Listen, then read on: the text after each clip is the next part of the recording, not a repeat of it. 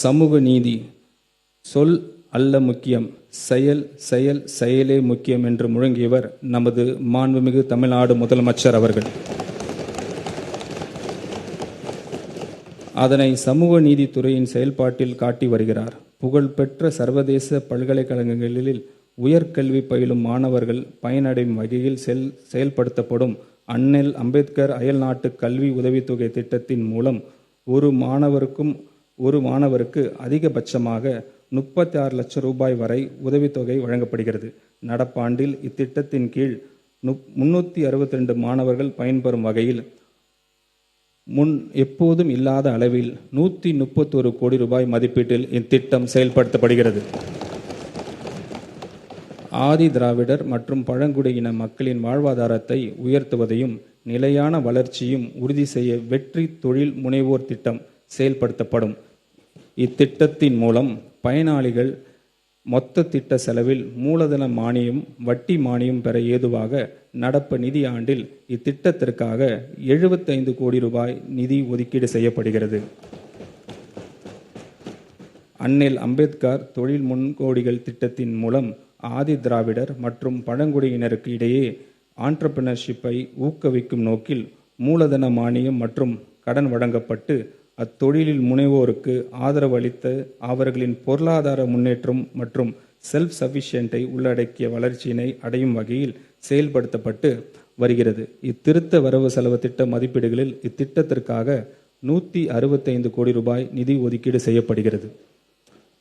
ஆதி திராவிடர் மற்றும் பழங்குடியின பெண் விவசாய தொழிலாளர்களை லேண்ட் ஓனர்ஸ்களாக மாற்றும் நோக்குடன் மண்ணின் மகள் திட்டம் செயல்படுத்தப்படும். இத்திட்டத்தின் கீழ் பயனாளிகளுக்கு விவசாயம் செய்ய திட்ட தேவையான நவீன தொழில்நுட்ப பயிற்சி வழங்கப்படும்.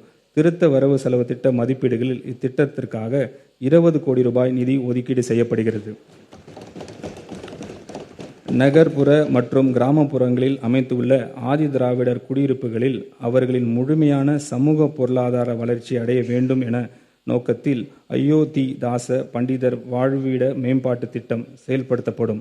ஆதி திராவிடர் குடியிருப்புகளில் அடிப்படை உட்கட்டமைப்புகளை விரிவாக மேம்படுத்துவதிலும் மக்களின் வாழ்க்கை தரத்தை உயர்த்துவதிலும் இத்திட்டம் முழுமையாக கவனம் செலுத்தும். திருத்த வரவு செலவு திட்ட மதிப்பீடுகளில் இத்திட்டத்திற்காக 300 கோடி ரூபாய் நிதி ஒதுக்கீடு செய்யப்படுகிறது. பழங்குடியினர் குடியிருப்புகளில் வீடுகள், சாலைகள், குடிநீர், தெருவிளக்குகள், வாழ்வாதார திட்டங்கள், சுகாதார கட்டமைப்புகள், கல்வி நலன் சார்ந்த உதவித்தொகை திட்டங்கள், பள்ளி மற்றும் விடுதி மேம்பாட்டு உள்ளிட்ட அடிப்படை வசதி மேம்படுத்தும் நோக்கத்தில்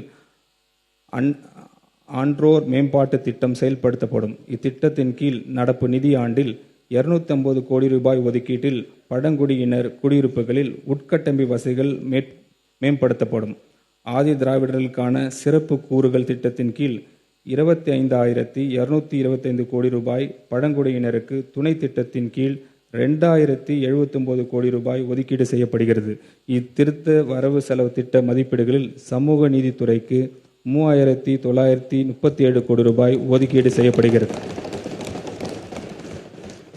பிற்படுத்தப்பட்டோர், மிகவும் பிற்படுத்தப்பட்டோர் மற்றும் சீர்மரப்பினர் நலன் தந்தை பெரியாரை கொள்கை தலைவராக ஏற்றவர் நமது மாண்புமிகு முதலமைச்சர் அவர்கள்.